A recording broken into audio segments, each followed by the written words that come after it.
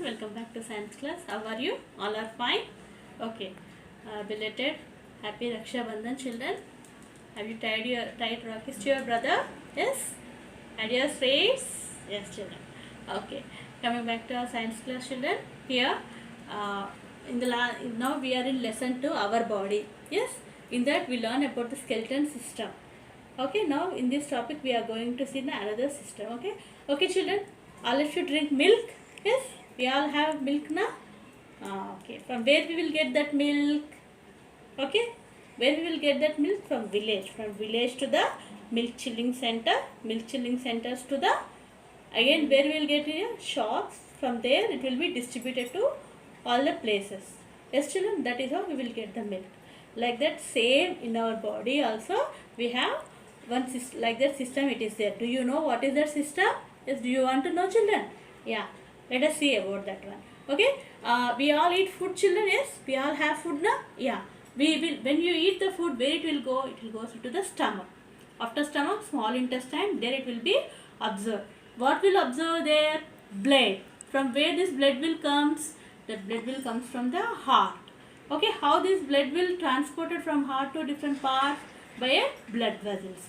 Okay, that complete system is called as circulatory system. Now we are going to learn about the circulatory system. Okay children, what is the circulatory system consist of? Circulatory system consists of heart, blood vessels.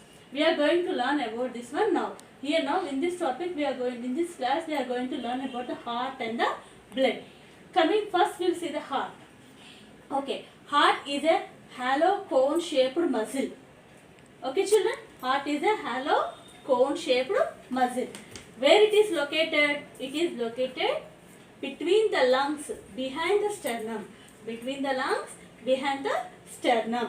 What is the exact position? Exact position is little bit left between the lungs. Little bit left between the lungs. Okay, that is the exact location. Coming to the size of the, what is the size of the heart? All of you see children, fold your hand like this. Yes, all of you fold. See here, this is the size of your heart. Your heart is size of your fist. Okay, when you fold your, this is located like this. What is the size of your fist? Your own fist. What is the size of your fist? That is the size of your heart. Okay, it is located like this. Coming to here, how the heart was divided? We have 4 chambered heart. We have 4 chambered heart. Upper 2, lower 2 and side. Okay, first we will see how it will divide it into 2 equal halves. The heart is divided 2 equal halves by a muscular walls. Okay, coming these 2 sides muscular walls. Coming to here, upper chamber and lower chamber.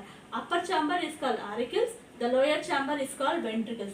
How these auricles and ventricles are divided now we will see. The auricles and ventricles are divided by the valves. What is that?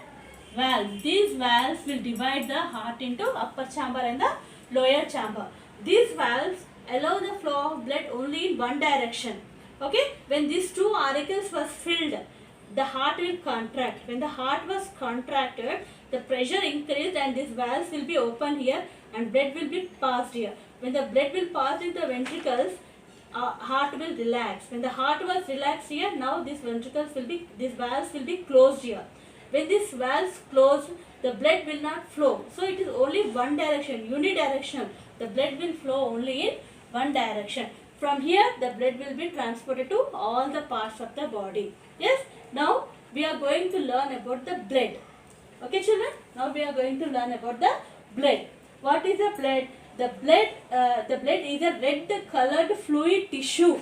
It is also a tissue only, but it is in remaining all we have seen as the organs. Now this is like a liquid. That is why it is called as a fluid. It will flow in the body. It is a red colored fluid tissue and it contains number of cells. What is it contains? It contains number of cells. Okay, what are those cells? Red blood cells, white blood cells, platelet. Coming to this one, first we learn about the red blood cells. Red blood cells, okay, that is also called RBC. It contains a pigment called hemoglobin. Hemoglobin, hem means iron, globin means protein. Okay, this is the part. Because of this hemoglobin only the blood is red in color. Okay children, And what is the function of this hemoglobin? The main function of hemoglobin is to transport the oxygen. Okay, when in the lungs, where the last part, alveolar part, there what will happen here? This hemoglobin will write like HB.